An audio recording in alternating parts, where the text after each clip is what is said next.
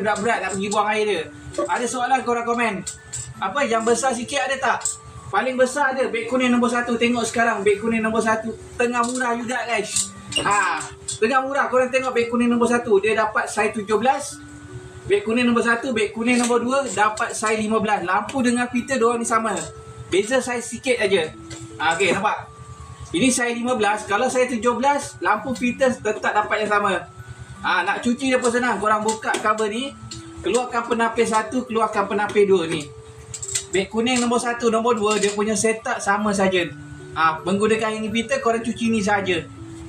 Cuci ni saja. Sesuai lah untuk ngobis ke, perempuan ke, lelaki ke. Orang tak pernah belikan. Alang-alang baik ambil nombor 2. Paling besar pun nombor 1. Paling besar nombor 1. Dia dapat saiz 17. 1 kaki setengah. Sesuai beli ikan air laut, ikan sungai. Nak beli ikan canak lagi boleh guys. Ni cucuk elektrik.